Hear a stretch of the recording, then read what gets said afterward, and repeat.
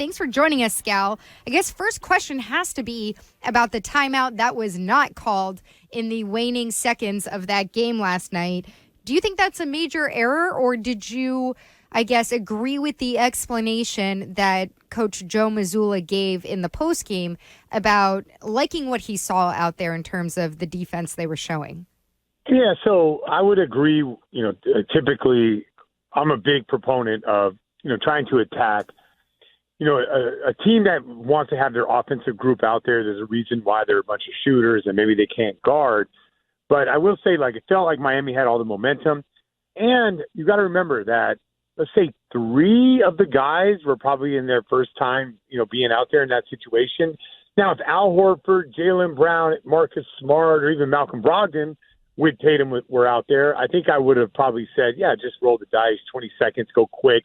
Every single guy has been in that situation before. But with that, being that shorthanded, in that scenario, I would have opted to call timeout just to settle guys in. And if Tatum is the guy that says, no, coach, I want to go, all you got to do is tell him, listen, I trust you, but these other guys, I just got to make sure they're in the right position because I know you're going to get double teamed.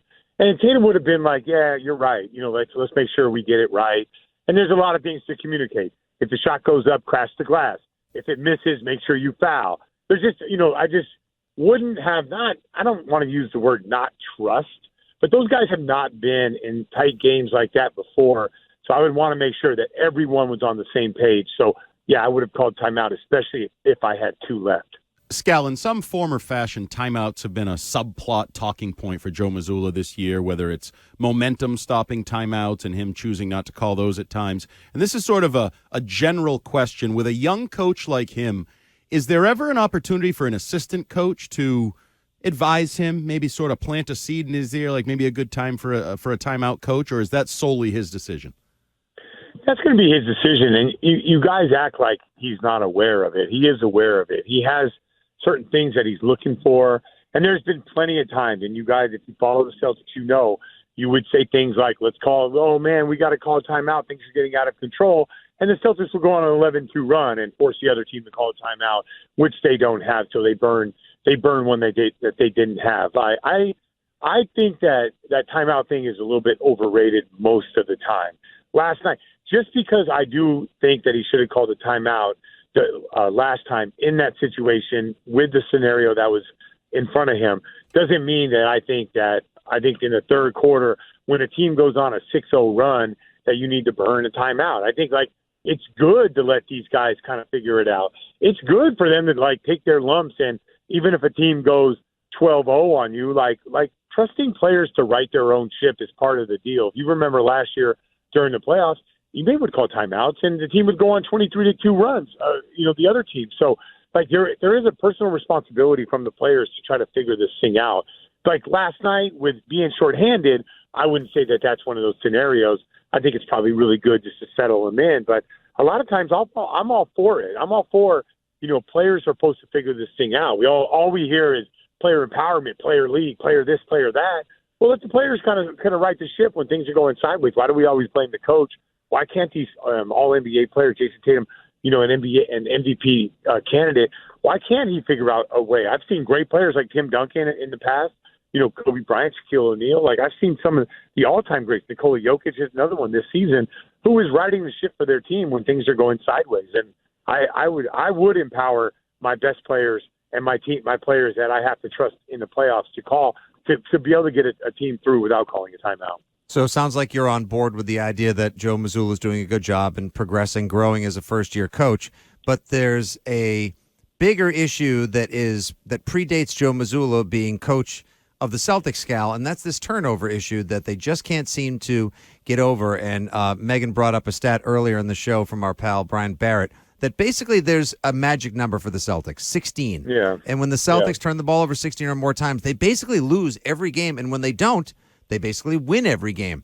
How do they get over? How do they figure this out? Well, I mean, every game has a life of its own. The way Miami plays them with jamming up on Tatum and forcing them into Bam, that's one situation. Other situations, I think the way that the Warriors play the Celtics is the same way. So, yeah, obviously the Celtics don't want to turn the ball over. They want to they lead the NBA right now in assist to turnover ratio. So yeah, I understand what you're bringing up, but you can probably say, that's the whole point of make this league, right? Man, if the Celtics make shots, they're undefeated like that. Yeah, of course, that's how the NBA works. But I thought last year in the playoffs it was a problem, and I felt like the games that we lost, turnovers were a problem. But for the most part, I couldn't be a guy that complains about their assist to turnover ratio when it's number one in the NBA. So you always want to take care of the basketball. That's the key to winning games. But I wouldn't want to take away their aggressiveness and the way they fly the ball around. And I would just say the more that they're attacking, I feel like the least amount of turnovers they have. The more they walk the ball up, the more they play slow basketball, isolation basketball. I feel like the turnovers are a lot higher on games like that. We're talking to Brian Scalabrine, NBA insider and of NBC Sports Boston. Scal, I just want to read you this tweet from Adam Himmelsbach from the Boston Globe, and I just want to get your reaction. This is from last night. He said, Joe Mazzulla just walked past Marcus Smart in the locker room, did a full somersault in front of him, turned and said, quote, "You can't do that," then walked out. That was pregame. Sure, I read that. Yeah. And I guess Himmelsbach followed up, asked Smart if that was an inside joke, and Smart said, "We need to stop giving him sugar." Well, you guys, I would just say this. You guys see my interviews with Joe Mazzulla before the games, and I personally don't think he's anything like what he's coming across on this press conference, nor do I think he's anything like he comes across on his interviews with me. And what do you mean? Okay, so what do you mean by that? Like, how he comes across is sometimes being very dry, and then you see a tweet like this, and you go, "That's bizarre. that's different." That's Joe. Like I was in Charlotte and I played pickup with him, and the whole coaching staff. Right, the guy's amazing. Like he's a savage. He's tough. Like it's like I would just have to admit, like I love basketball. I play all the time. It's really one of those things where it's like I can't wait to get back till I can play again, but I don't want to play because the intensity of the game is super high, and you're being around Joe and listening to him talk off camera and all that. The guy's like passionate about life and all that stuff. I wish that he would bring more of that to the press conference. Of the somersaults? No, I mean, not necessarily somersaults and stuff like that, but just like the way that he is. Like he's a highly energetic guy that, loves life, and he's always pursuing to become, better at life and learning more and studying things. Like, I think that's, that's just Joe being Joe. Like, I don't know if you guys know this, but he takes like personal Taekwondo lessons, and, he goes in and he does yoga at certain places on the road. And like, he's just I really admire that about him. Other people would probably rather see their coach be 65 years old and not doing that kind of stuff. But Joe's going to be Joe. He's just not going to be like that in the press conference where he's really dry and in my interviews with him. So is he, sorry, really quick, Andy, would you say he's a goofball or he's just different? Excited about life. Okay. Yeah. I like that. Excited about life, about growing in life, about becoming a better coach, becoming a better person, becoming, working on breathing exercises, doing cold tanks and stuff like that. Like super excited about like all life, not just one part of life. That's how I would describe him from being around him. So from afar, scoreboard watching, you may fixate on the losses of late. But do you think there's a benefit to this stretch of sort of lineup shuffling, guys in and out, a guy like Peyton Pritchard playing 42 minutes in the long run for where this team wants to go? Are they going to benefit from things like this during the regular season? I mean, I think that it depends on your attitude and the way you're looking at it. And, like if Peyton Pritchard goes out and has a great 2 games or 3 games, and then he goes back to the bench, like that could be an incredible blessing later on down the line for him to get an opportunity and play well, and it could be a curse if he doesn't handle it the right way. So the NBA it's a grind, right? 82 games and all these things and ups and downs and don't play well, get time, your time gets taken away from you. Like all that stuff happens. It's really about how you handle all those things, right? And everyone has a choice on how they want to handle that. You can sulk about it. You can be motivated by it.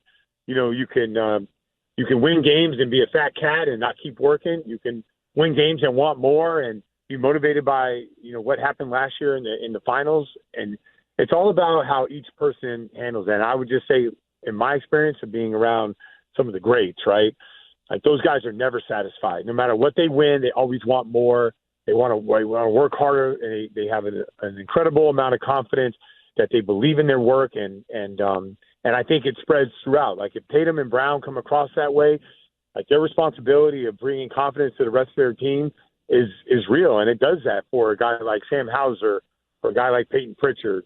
Justin Jackson, like all these guys, like feed off of the energy of the star players, of the accomplished players. So it's all about how you handle each scenario in the NBA. If you handle it the right way, typically your team is going to have a pretty successful April, May, and June. Scal, I know you got to hop in a second, but real quick, trading deadlines in 2 weeks, February 9th. You pulling the trigger on anything, and what kind of move would you make? Yeah, so I'm all in on Jakob Poeltl. Like I don't have any inside information or anything like that, but just whatever is out there, I'm sure Brad will make the right move. Like he studies this stuff more than me. I just think moving forward, not just this year, but in the future, getting a guy like Jakob Poeltl, he could be available. I think that he would be an amazing addition to Rob Williams and Al Horford, not just for this year, moving forward. He's that big body. He's a really smart player. He moves the ball really well. He fills, to me, a lot of boxes. I don't think we need help at the wing. I don't think we need help at the guard position. I would just think over, even if it's just a regular season where Rob and Al can be managed with their minutes, that Jakob Poeltl would make a huge difference. And I would hope that if they were to make a trade like that, that he would be a part of the Celtics long term, because I just think he's a fantastic addition. He's the one piece that I would feel like we're missing if we're really talking about winning a championship. So outside of that, I'm not really high or excited about anything out there, but I would be absolutely floored if we can get a guy like that. And I think it would save Al Horford. He signed that 2-year, $20 million contract, $10 million a year. I don't know how much he'll play next year. I know he'll be valuable in the playoffs. Jakob Poeltl checks a lot of boxes to save Rob Williams' career, Al Horford's career, and prolong this window. All right, a lot of praise for Poeltl from Brian Scalabrine. He joins us every Wednesday. Thank you so much, Gal. Take care. We'll talk to you next week. Sounds good. Thank you.